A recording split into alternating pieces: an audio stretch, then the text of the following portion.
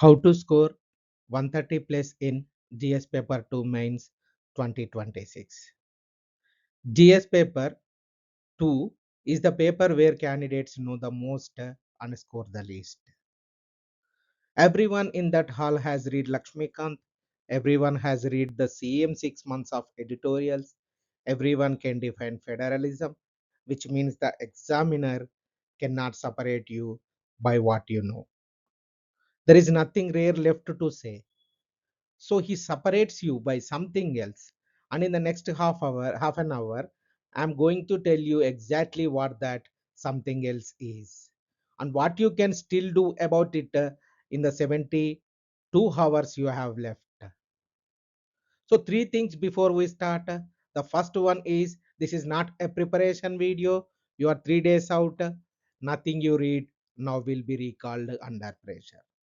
So this is a video about the conversion, about turning what is already in your head into marks and a page on Saturday afternoon. The second one is every number I use is from a real mark sheet or a real paper.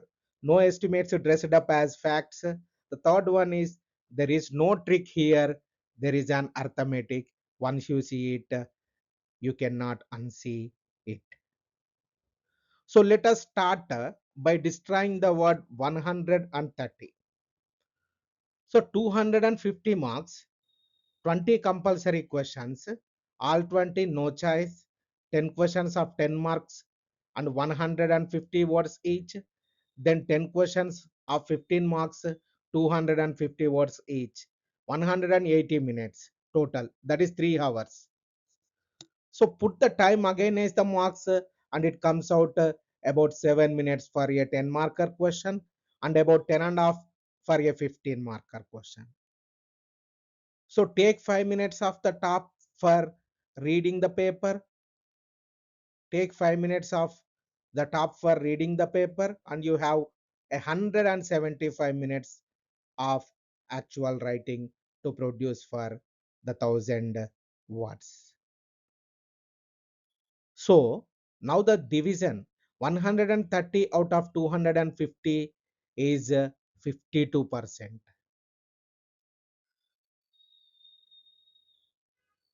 Is 52%. 52% of a 10 marker is 5.2. 52% of a 15 marker is 7.8. So here is what a 130 actually is. 130 is not a brilliant answer. Is not a brilliant answer. 130 is 5.2 and 7.8 20 times in a row without a single collapse. So here 10 markers, 10 questions, that is 100 marks, then 150 words each, time 7 minutes each, and 15 markers, 10, 10 questions, and 150 marks, 250 words each, and 10.5 minutes. So total 20 questions and 250 marks, and more or less 4000 words each, and 175 minutes writing plus 5 minutes of reading at the start. So 3 hours, no choice. All 20 are compulsory. So 130 is not a brilliant answer. 130 is 5.2 and 7.8. 20 times without a single collapse. 52% of a 10 marker is 5.2 and 52% of a 15 marker is 7.8. So say where the marks you want actually are. You have been imagining that a 130 scorer writes answer you could not write. She does not or he does not. She writes on he writes an answer you could write on your best day and then writes in 19 more times without getting tired, without running out of time, and without leaving anything blank. Now let us find where your marks actually are. The plateau most serious candidates sit on is 102, 100 to 110. That is 42, 44%. That is 4 out of 10. That is 6 out of 15. So the distance from 105 to 130 is 25 marks across 20 questions. So that is 1.5. That is 1.25 marks per answer. So 1.14. So 1.25%. So 1 and 1/4 marks. This is the whole distance between the score you are afraid of and the score you want. So here, look at the arithmetic. 100 to 110, the plateau most serious candidates sit on 40 to 44%. Then 25 marks between the plateau, that is 130. So 1.25 marks per answer. That is the whole distance. Not a new book, not a new source. 1.25 marks 20 times. Not a new book, not a new source, not a smarter brain. 1.25 marks per answer. And there are exactly 3 places that 1.25 marks lives. The rest of this video is those 3 places. Write this down. The first one is the unfinished answer. The unfinished answer. Marks last to time, not ignorance. The second one is the unanchored point. A sentence the examiner has read 400 times today. The third one is the unanswered directive. You wrote about the topic, but he asked you a question. So you have to write an answer, demand of the question rather than about the topic. So these three depends on those 1.25 marks. That is unfinished answer because of due to last to time.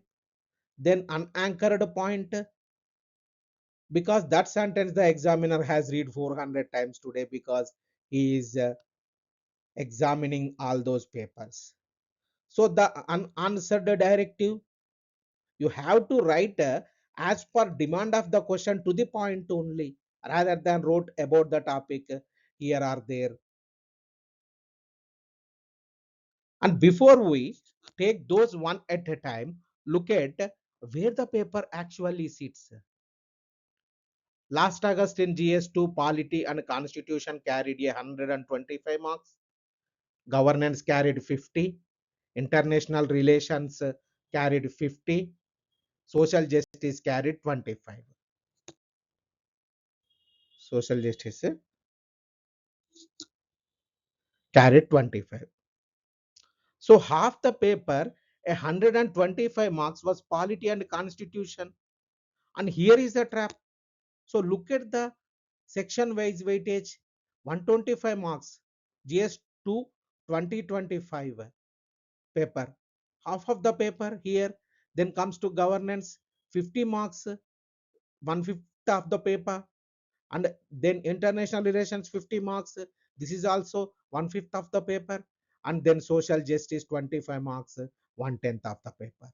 Look at the thing here, half the paper is half everyone has prepared hardest, that is half the paper 125 sits with polity and constitution, half of the paper.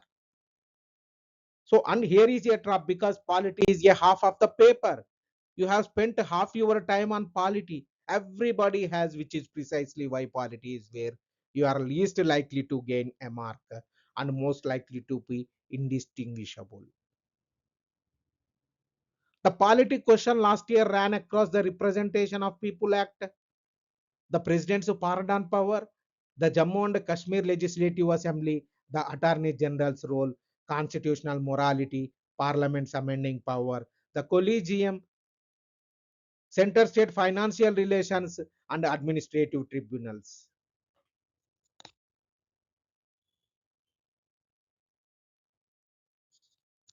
So look at that list honestly. There is not one topic in that you have not studied. Not studied. Neither had the other 1,000 candidates. So where does a differentiating mark come from? Polity is where you protect to marks. Governance, international relations, and social justice are where you gain them. Polity is where you protect to marks. Governance and international relations and social justice are where you gain them. Governance last year, e-governance bias, civil society organization, decentralized decision making, international relations, the India Africa digital partnership, waning globalization, energy security, United Nations reform. Then comes to social justice, women's social capital, the poverty paradox, environmental pressure groups, and the National Commission for Protection of Child Rights. So the 25 marks of social justice, the section almost everybody underwrites because it feels soft. But actually, it is not soft. It is the single most arbitrageable section in the paper. Here is the failure model. Women's empowerment must be prioritized. So 300 copies says the same sentence. That is, it is not wrong. It is invisible. Then why? Then actually, why you have to, and where you have to, and when you have to fix? That is the fix here. How you can fix? And any social justice answer, one dated figure beats one paragraph of sentiment. If you remember nothing else from the last 18 months, remember four numbers: one on health, one on education, and one on employment, and one on poverty. Health, education, employment, poverty, each with its source and year. So you don't write a generalized answer. You have to fix like sociological answer. With four numbers is enough: health, education, employment, and poverty. Then moving to leak one, that is the unanchored point. What is unanchored point? The examiner is not rewarding your opinion, he is rewarding your attribution. So here is the most useful sentence anybody will say to you this week. In GS2, the examiner is not rewarding your opinion, he is rewarding your attribution. An opinion is free, anyone can have one. An attribution costs preparation, and it is visible in a second and a half of reading. So here is the operational rule: everybody point carries at least one anchor. Everybody point in every GS2 answer carries at least one of four anchors. That is constitutional anchor or institutional anchor, evidentiary anchor, and a contemporary anchor. A constitutional anchor, an article, a schedule, an amendment. You have to carry that anchor as far as constitutional is concerned, at least. Then comes to institutional anchor, like a judgment, a commission, an administrative reforms commission, recommendation, a committee. Then comes to evidentiary anchor, like a scheme, a report, a dated figure. Comes to contemporary anchor, a live controversy from the last 18 months. A body point with zero anchors is not wrong, but it is invisible. That is worse. Let me show you the difference, because this is where the mark and a quarter actually sits. Here is the unanchored version. The collegium system lacks transparency and has been widely criticized for opacity in the judicial appointments. This is the unanchored version. So, and here is the anchored version. I am telling you, the collegium is a judicial construction not a constitutional one.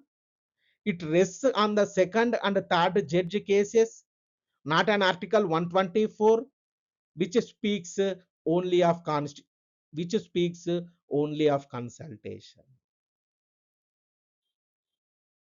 So the 99th Amendment tried to replace it and was struck down in 2015 for violating judicial independence as a basic structure. The memorandum of procedure has remained unsettled since. So this is the way you have to write an answer with using of anchored rather than unanchored. This is look like Varsar generalistic answer. So same knowledge, same candidate, roughly the same number of words. Look at this. The collegium is a judicial construction, not a constitutional one. It rests on the second and third judge cases, not an Article 124, which speaks only of consultation. The 99th Amendment tried to replace it and was struck down in 2015 for violating judicial independence as basic structure. The memorandum of procedure has remained unsettled since. Look at that. The collegium system lacks transparency and has been widely criticized for opacity in judicial appointments. Not this. The anchored one you have to write to get that 1.25 mark. So same knowledge, same candidate, roughly the same number of words. The first version is a sentence the examiner has read 400 times since 9 in the morning.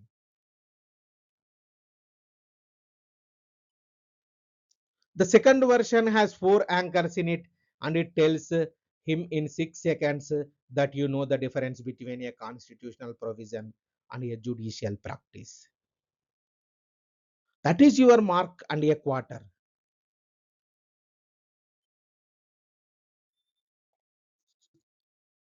One on one answer. Now do it 19 more times. This discipline is not write more. It is this before you write a body point. Ask what carries it.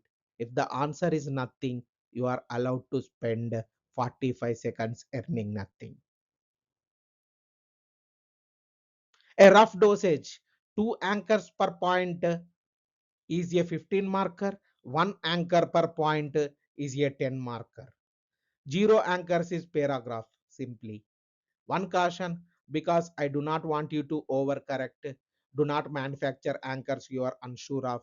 A wrong article number, a misattributed judgment, a scheme with the wrong ministry, these are not neutral. They actively cost you because they tell the examiner your precision is decorative. If you are not sure of the case name, write the principle without the name. If you are not sure the year, omit the year. Precision you cannot verify is a liability. Precision you cannot verify. Precision you cannot verify is a liability. Vagueness you control is not.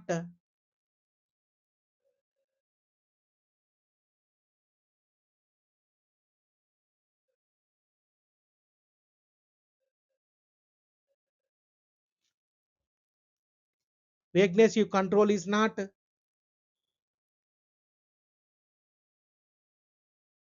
So then we are moving to leak number 2, that is unanswered directive. You see the topic, your brain retrieves the topic, you write an excellent answer to a question nobody asked. Last year, the words critically examine, assess, and evaluate appeared again and again across the paper. They are not decoration at all, they are the instruction to write an answer for that particular question. And most candidates read straight past them into the topic. Here is what actually happens in the hall. You see administrative tribunals, you see administrative tribunals, your brain retrieves everything you know about administrative tribunals. You write it down. and you have just written an excellent answer to a question that was not asked actually. So let us be exact about what each one wants. What directive is actually asking you to produce? Let's say examine. Examine what the examiner is looking for as far as directive examine is concerned. Take it apart, show the components. No directive, no verdict required here. Take it apart, show the components, and no verdict required. Then critically examine the same plus a verdict. The verdict is a scoring element. When the examine asked to take it apart, then show the components, and here no verdict required.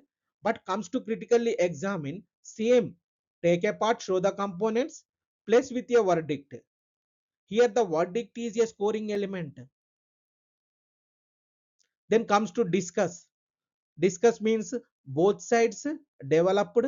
Here no verdict required in the discuss question. Then comment. In the comment, your judgment briefly supported, shorter than discuss. Then analyze, break into causes, effects, and show how they relate. When the question asked analyze, break into causes and effects, and show how they relate. Evaluate, assign a value against a stated criteria, name that criteria. Assign a value against a stated criteria, name the criteria. And comes to assess, same as evaluate, less formal, name the yardstick.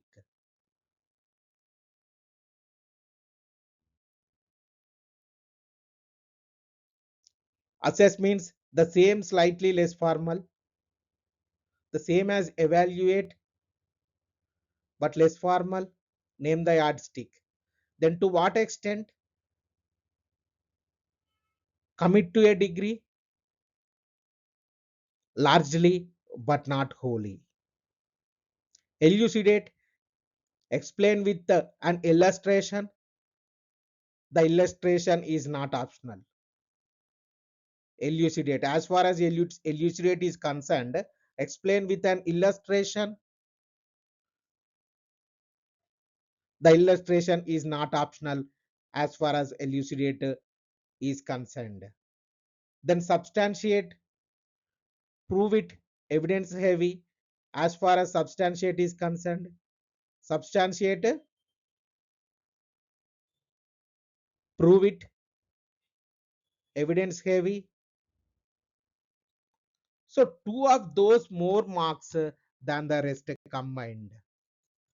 Two of those two of those last more marks than the rest combined. Evaluate and assess require a criteria. Assess the effectiveness of administrative tribunals is not asking whether they are good or not. It is asking effective against what?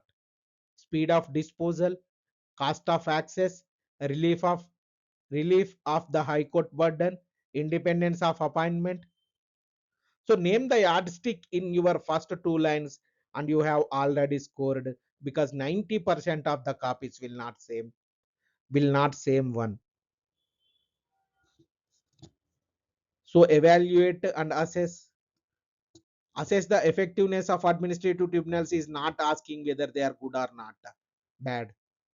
The effective against what? Speed of disposal, cost of access, relief of high court burden, and independence of an appointment. Name the yardsticks in your first two lines. 90% copies will not that. So to what extent? Next one requires what? To what extent requires a degree? If the question says to what extent and your answer never commits to an extent, never commits to an extent, you have thrown away the marks reserved for judgment. The words you are looking for largely or only partially are in form but not in sentence substance. So the words you are looking for are largely, the words you are looking for are largely, are only partial, are in form but not in substance. Then commit, then defend the commitment. So the question has reserved marks for judgment. To what, in the what extent, to what extent question, the question has reserved marks for judgment. If you never commit to an extent, you cannot collect them. The words you want what, largely, only partially, inform but in substance, commit, then defend the commitment. This is the way you have to write an answer for to what extent exam, to what extent question. So to what extent requires a degree, the words you are looking for are largely or only partially. So here is a 30-second rule. What is 30-second rule? Before you write a single word, circle the directive in the question paper, then say to yourself in one sentence what the examiner has asked you to produce, not what the topic is. 30 seconds, 10 marks of insurance. So three question shapes cost people marks. What are the three question shapes? Learn to see them. The shape number one, the quoted proposition. The quoted proposition.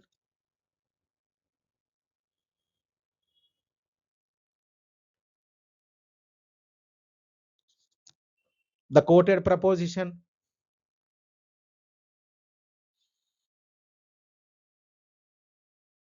UPSC hands you a statement and asks you to react to it.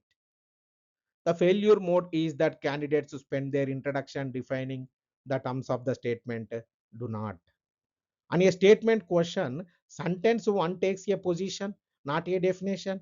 If you open with constitutional morality, refers to you have buried 25 words telling the examiner something he wrote. Open instead with where you stand. The earned is in the body. So, what is the quoted proposition? Sentence one takes a position, not a definition. If you open with constitution morality refers to you have burned 25 words telling the examiner what he wrote. Then the second one is comparison. Last year, you were asked to compare across systems repeatedly, the pardon power in India and the United States, judicial appointments in India and the United States, India's partnership with Africa against other models. The failure mode is what here? Sequential writing. Sequential writing. 100 words on India, then 100 words on America. That is the two descriptions. It is not a comparison. And it is marked as two descriptions. So choose three axes.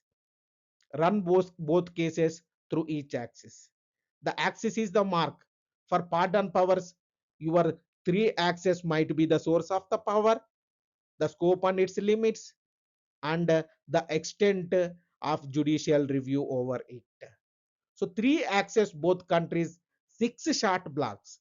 Now it is a comparison. Shape three, the static provision with a live tail.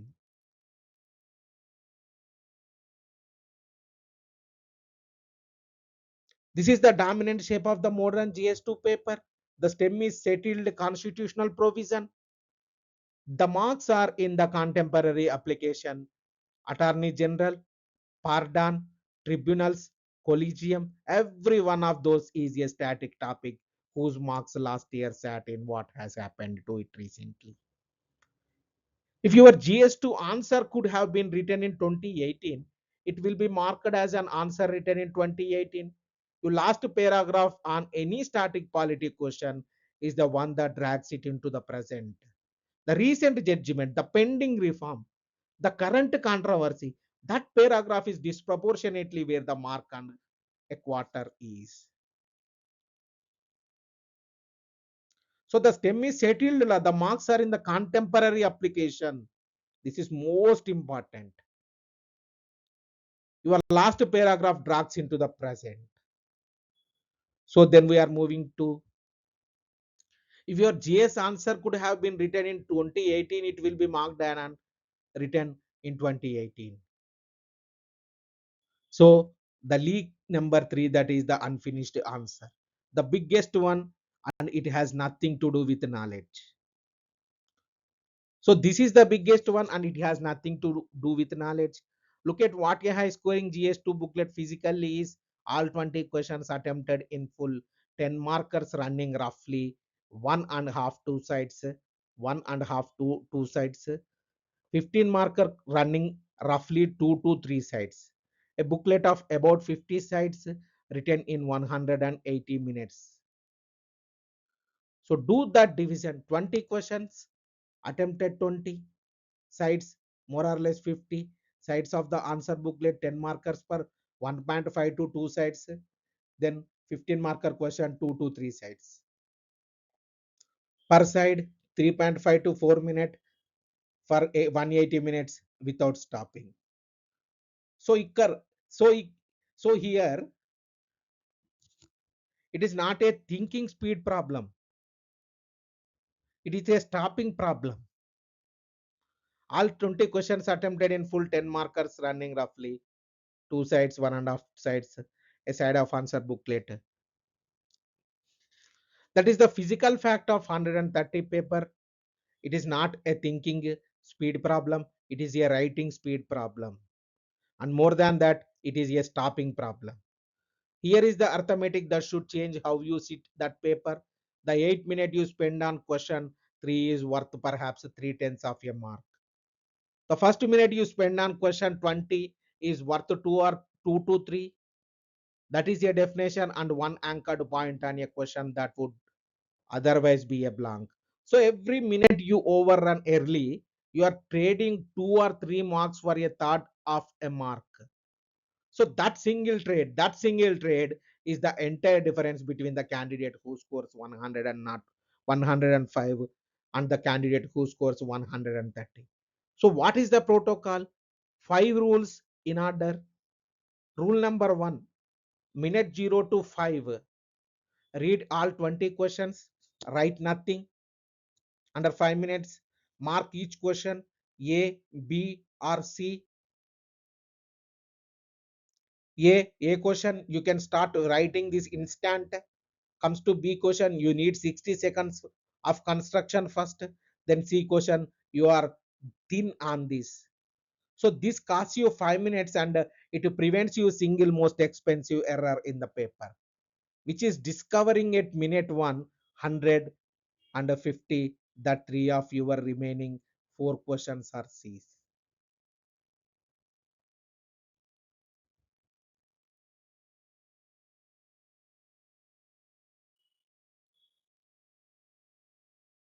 So rule number 2, write in paper order. Rule number 2, write in paper order. Do not jump around. Jumping causes you flipping time and it causes numbering errors. And a misnumbered answer is an unmarked answer. So you have to write in order. You can write in order, but enforce the box. Enforce the box. Rule number 3, the box is inviolable. 7 minutes on a 10 marker, 10.5 minutes on a 15 marker. When the box closes, you stop mid sentence if necessary, leave 4 lines, move on, come back. There is time at the end. So, rule number 4, write the time you must finish each answer at the top of that answer, not the time you started. You cannot act on a starter time. Rule number 4, write the time you must finish at the top of each answer. Why? Not the time you started. You cannot act on a start time. So rule number 5, never let a C question become an unattempted question.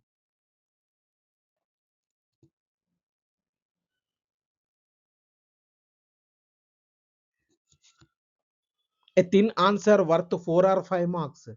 A blank is worth 0.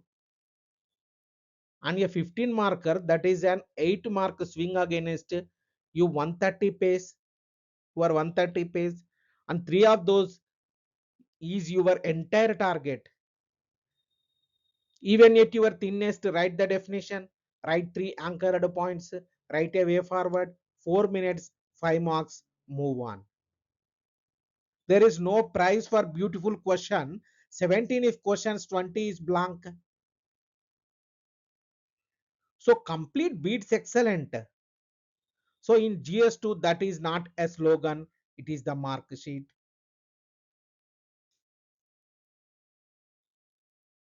It is the mark sheet.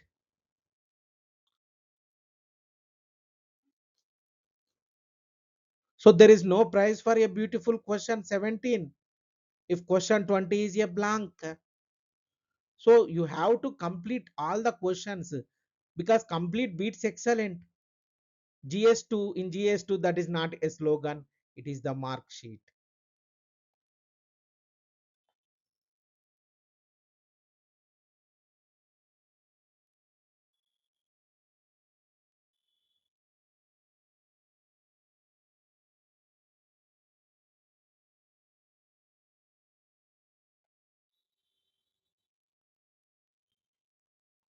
Moving to the, now let us be exact about the time you have,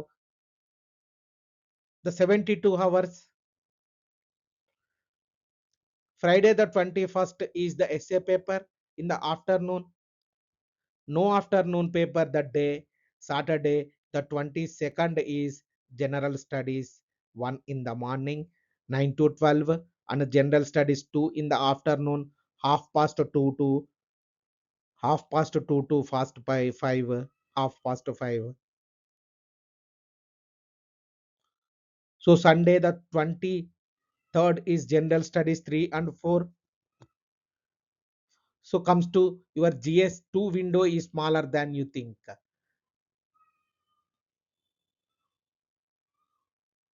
So 21st Friday August essay forenoon 9 to 12, and afternoon free last real window on Saturday 22nd August GS4 GS paper 1, that is forenoon 9 to 12, and afternoon 2:30 to 5:30. This is your paper Saturday 22nd August. This is GS2 paper. So the 21st is essay day. The morning of the 22nd is GS1. So which means your real GS2 revision window is today and tomorrow.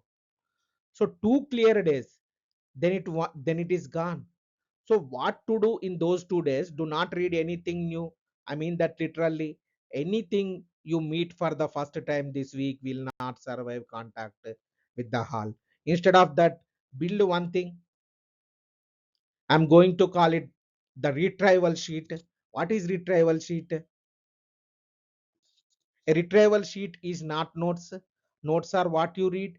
A retrieval sheet is what you must be able to fire without thinking. 4 sides of paper, no more. And with 2 days, the sheet is built today, not tomorrow. Tomorrow you should be reading it, not writing it. The side number one, that is constitutional. The 30 articles you will actually cite and 10 judgments you will actually name. Nothing you are unsure of, certainty only.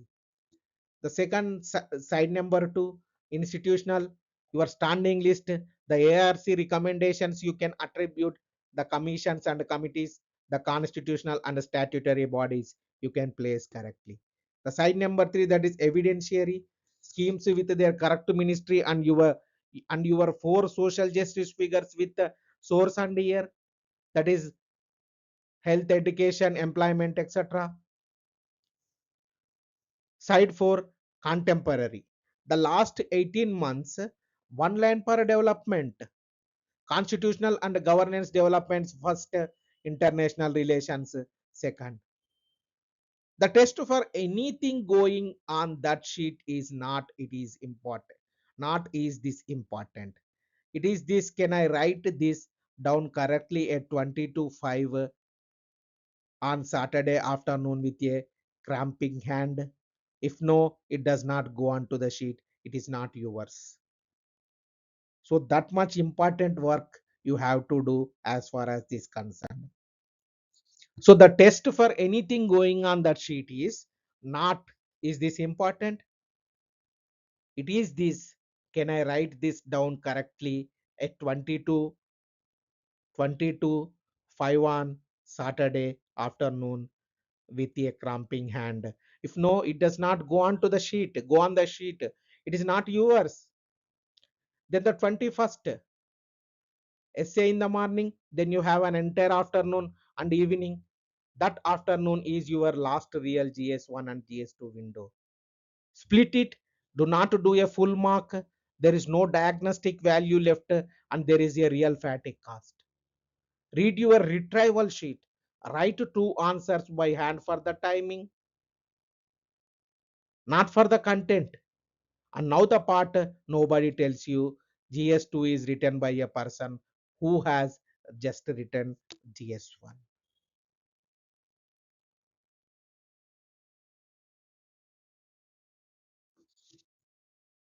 Saturday, 12 noon, you walk out of GS1, your hand hurts. You will have left something out. You always do, and you have roughly 2 hours. Less once you account for reporting time before you sit down to the paper we have spent this whole video on. So, two rules for that gap. Both are non negotiable.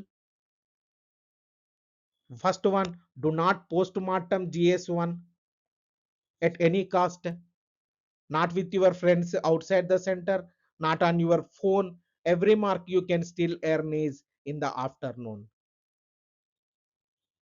There are 0 marks available in the morning paper now. It is closed, it is completed. The second one is read only your sheet.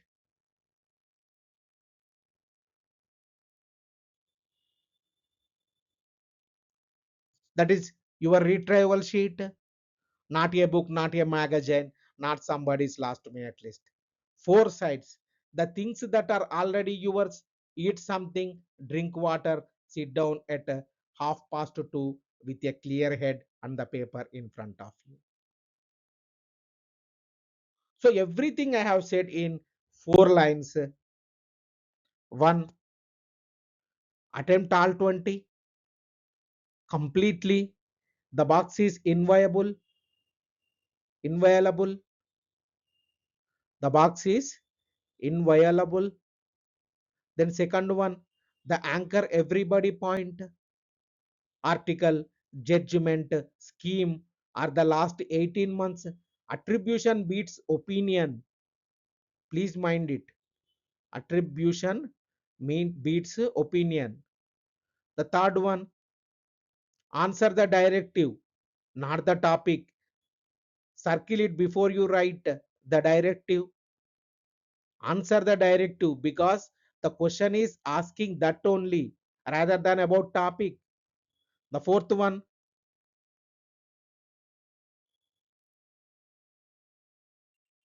the fourth one,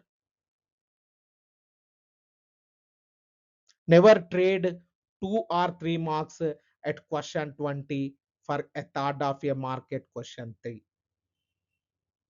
Never trade 2 marks at a question 20 for a third of a mark at question 3.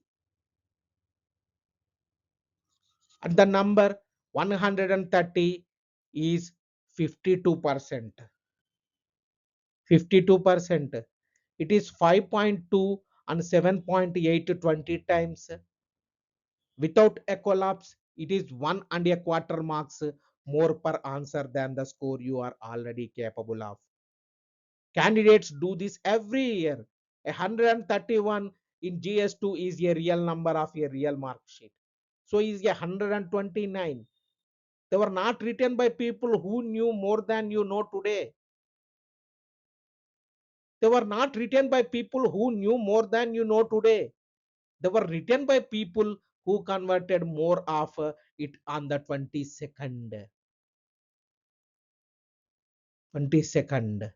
You have 3 days. Do not spend them reading, spend them deciding in advance exactly what you will write and exactly when you will stop. Saturday, 2:30, go and convert.